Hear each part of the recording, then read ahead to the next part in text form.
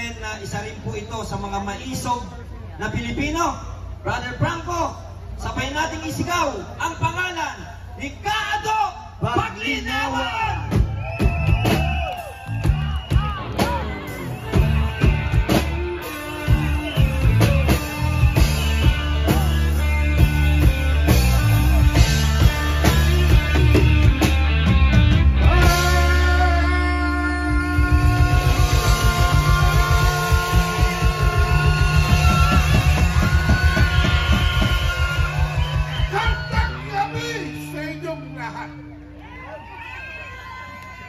Ako po ang inyong maestro.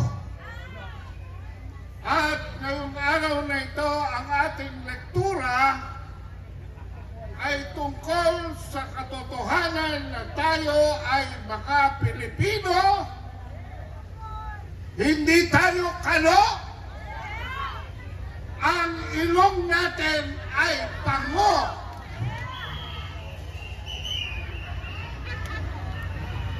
Hindi ko suga nakalain, mga kabansa, na sa edad kong ito, kung saan ako'y nabaril pa dyan ng Metrocom sa harap ng ating lumang kongreso sa P. Burgos, dyan sa May City Hall,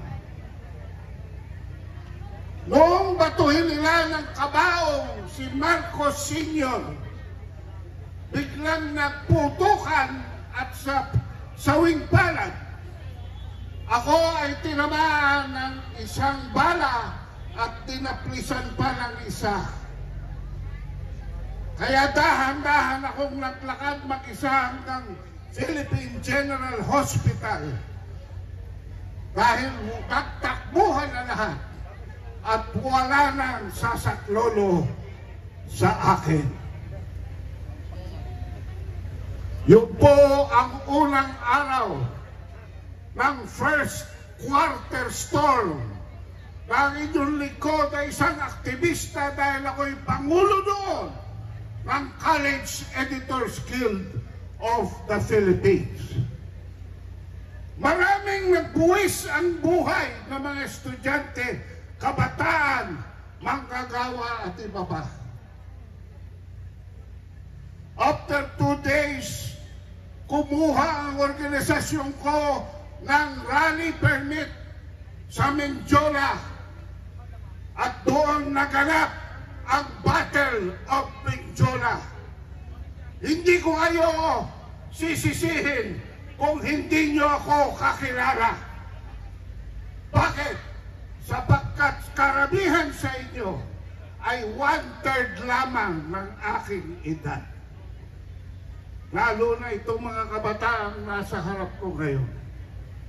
Sana naman ay tumagal ang inyong buhay para 25 anyos ay pinaglalaban pa rin ninyo, miski mahina na ang inyong tuhod at makapal na ang inyong salamin, ay paglalaban pa rin ninyo ang kalayaan, ang katarungan, ang kapayapaan!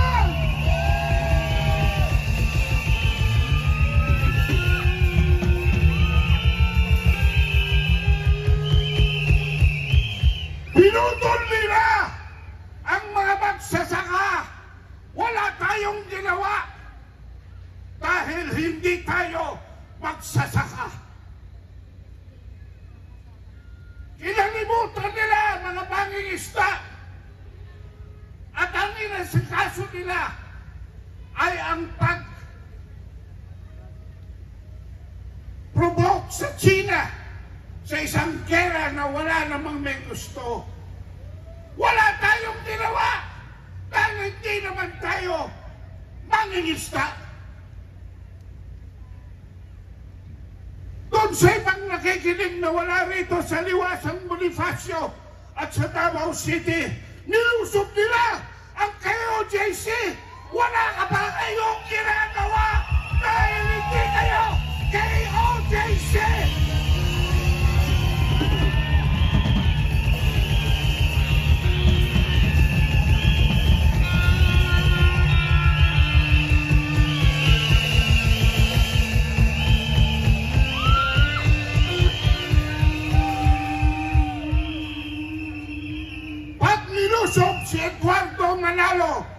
Sinong sasaklolo? Dahil hindi sila si Eduardo Manalo. Pagniyurakan nila ang karapatan ni Eddie Villanueva. Sinong tutulong sa kanya dahil hindi sila Jesus is Lord? Makakasigurado ba kayo, lalo na kayong mga Muslim, na hindi kayo ang susunod? Pero baka walang gawin ang iba dahil hindi sila Muslim.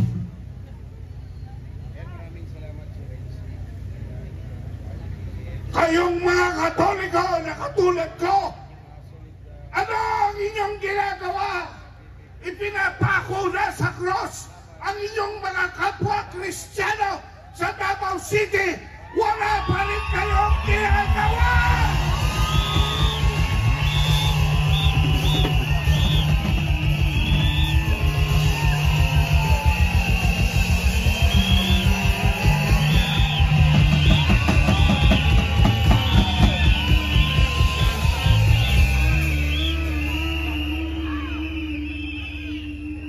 Ako'y nakakaba dahil baka ngayong gabi ay sunduin na nila ako at wala kayo dahil nag-iisa lamang ako.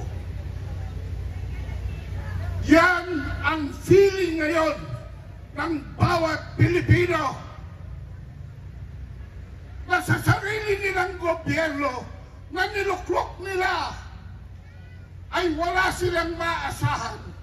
Dahil sa lahat ng pinangako sa visyon ng kanyang ama, Marcos Sr., balanced agro-industrial economy, continuation ng nationalization ng power industry dahil sobrang ang taas ng Meralco.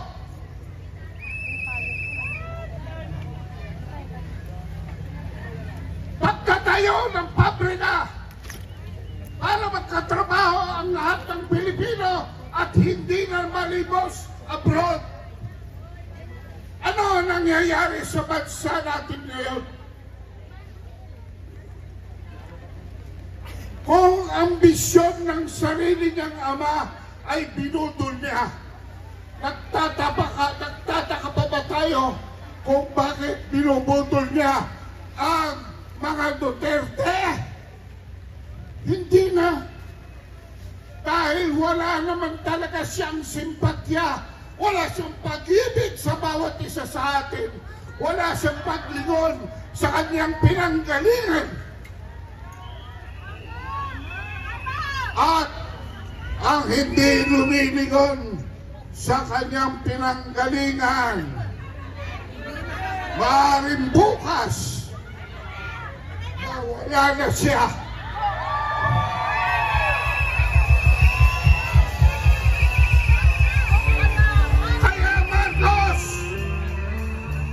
Alis dyan!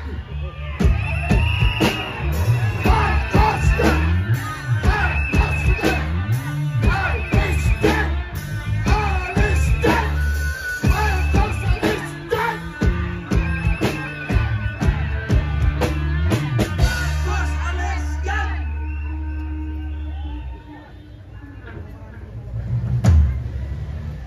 Bawat Pilipino may isang pinangalagaang pananampalataya. At ito ay sa pagbigkas ng ating pambansang bayani, Jose Rizal, nang hindi tumitingin sa kanyang pinanggalingan, hindi makakarating sa kanyang panunoonan. Alam po ninyo, ang taong ito ay mahalaga dahil 2 plus 2 plus 4 equals 8. Sa Hebrew numerology, yan po ang taon ng ating Panginoong Jesus at ang kanyang Good Friday. Ito po ang pinagdaranasan natin lahat ngayon. Kaya tayo'y mangilin humingi tayo ng tawad sa Panginoon Diyos. Lumuhod tayo sa harap ng ating mga kasalanan at maghugas tayo sa grasya ng Panginoon. Subalit mga kabansa, ang taong darating, pero hindi ko naman sinasabing maghintay pa tayo ng ganong katagal, ay 2025. 2 plus 2 equals 5 sa Hebrew numerology. Yan ang taon ng ating Diyos Ama. Yan ang taon ng hostisyang nagagaling sa langit. Parating na! Yan ang taon